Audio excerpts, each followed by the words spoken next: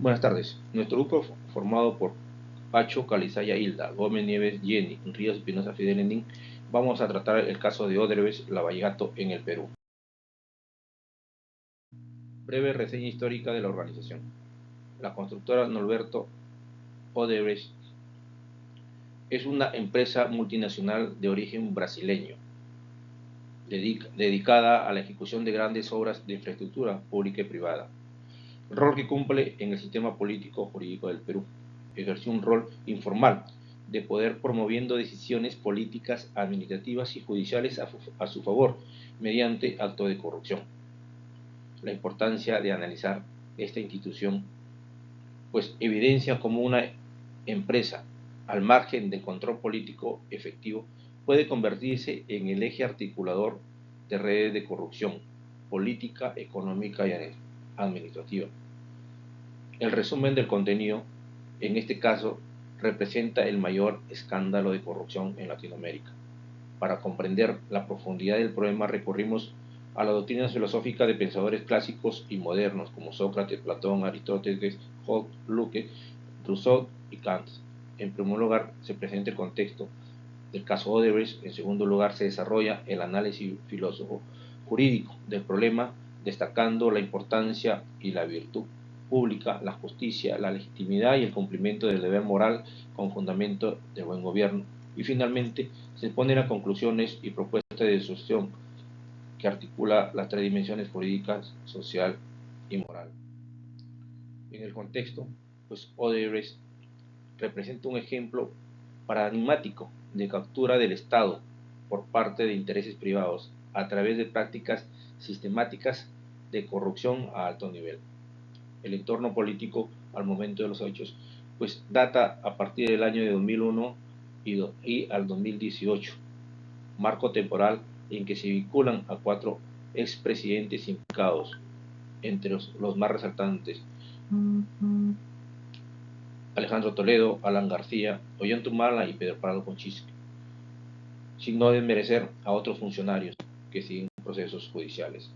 El acceso de Odebrecht a contratos de gran envergadura se logró bajo un entorno político favorable a la inversión privada, pero carente de transparencia, ética, publicidad y rendición de cuentas.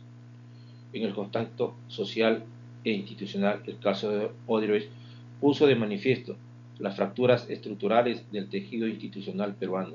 Las consecuencias directas han sido un deterioro masivo de la confianza ciudadana en las instituciones democráticas.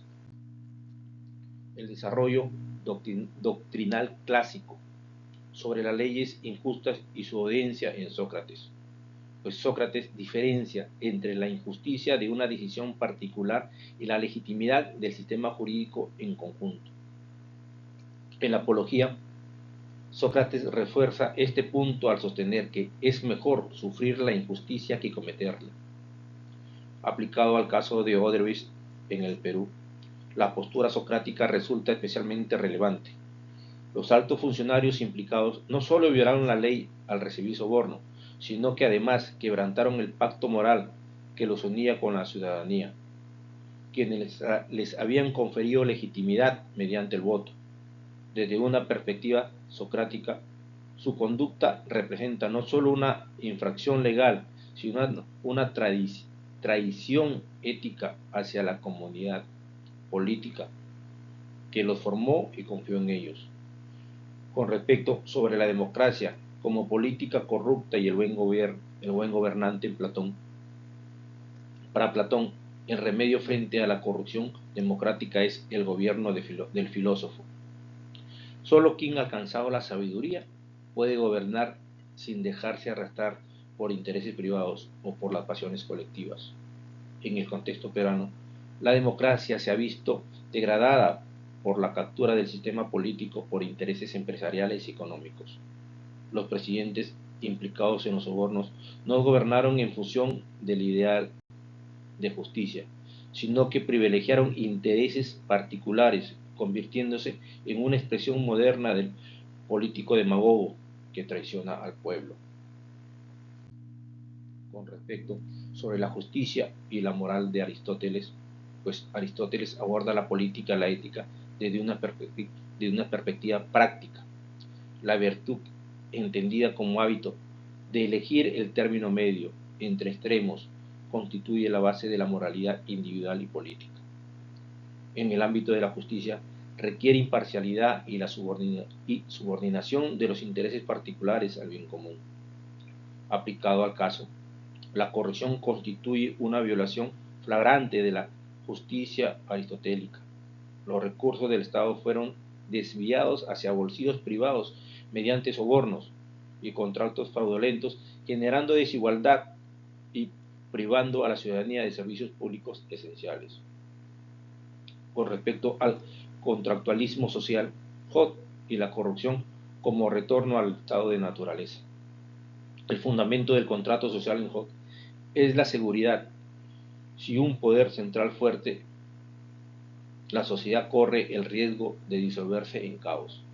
Aplicado al caso peruano, refleja un debilitamiento de la autoridad del Estado frente a intereses privados y legítimos. En el marco del caso Lavallato, la debilidad institucional se evidenció en la injerencia de Odebrecht sobre los procesos de contratación pública, favorecidos por sobornos a altos funcionarios del gobierno y a los mismos gobernantes.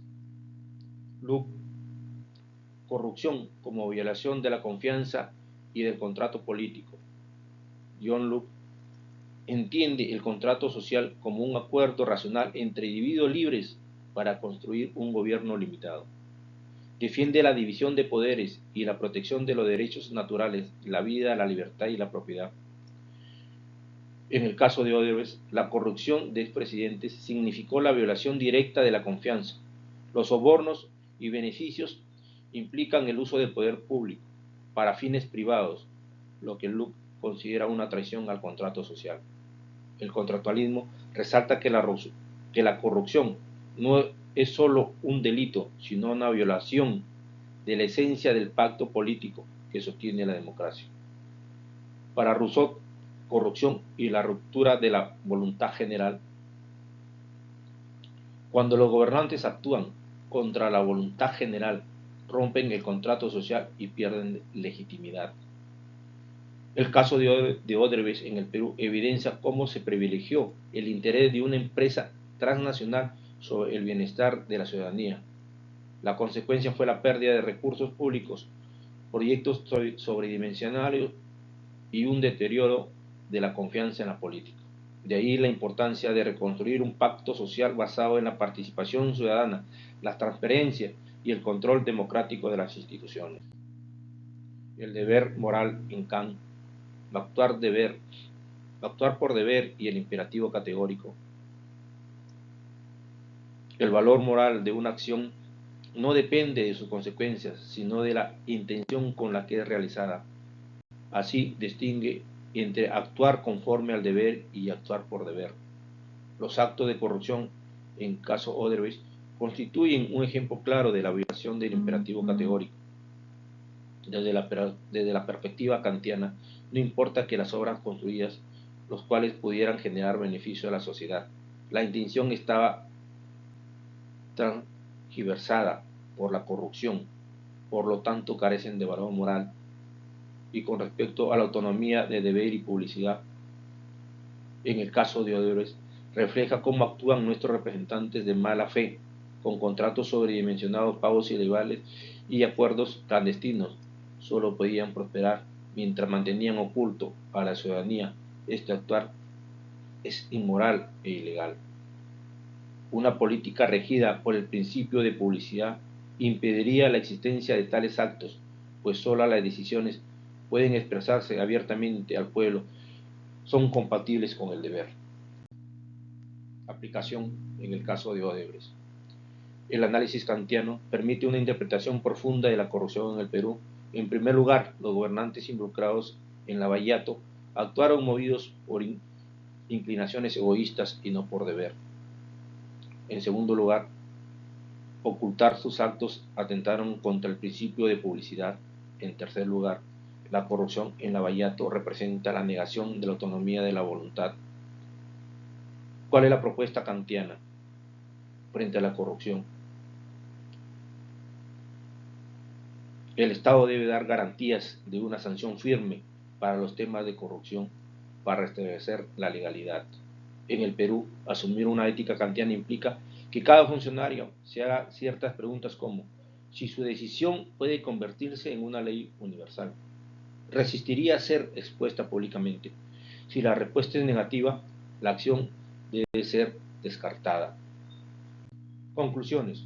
Las conclusiones, en el caso Odebrecht, pues a la luz de las doctrinas filosóficas, permite elaborar un diagnóstico que supera la descripción jurídica, adentrándose en el plano moral y político.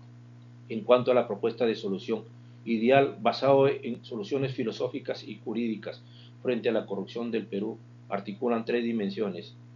La dimensión jurídica, siguiendo a Hoth, se encuentran el fortalecimiento de las instituciones como los órganos de control interno, inspirados en Sócrates y Aristóteles. La ley debe cumplirse para todos sin excepciones. Por último, según Kant, las contrataciones deben ser regidos por el principio de publicidad, dimensión moral. Se encuentran las afirmaciones de ética de los gobernantes y el rechazo cultural a la corrupción. Y por último tenemos la dimensión social de Rousseau y Locke. Avala la participación ciudadana en consultas, auditorías, entre otros, un pacto político renovado que sea transparente e igualitario donde haya un control democrático permanente. Y tercero, nuestra propuesta es diseñemos una política anticorrupción con el derecho y la moral, elaborando marcos normativos y protocolos de transparencia, brindar capacitación ética a funcionarios y empresas, promover reformas legales que fortalecen la autonomía. Nuestras recomendaciones: adoptar un enfoque integral que combine sanción legal y regeneración moral, institucionalizar la transparencia y la ética como principio rector de la gestión pública, impulsar una reforma educativa que forme ciudadanos conscientes de la voluntad general, promover la cooperación internacional en casos de corrupción transnacional como Odebrecht, garantizar la independencia judicial para que las investigaciones y juicios de corrupción no estén sujetos a presiones políticas ni económicas. Muchas gracias.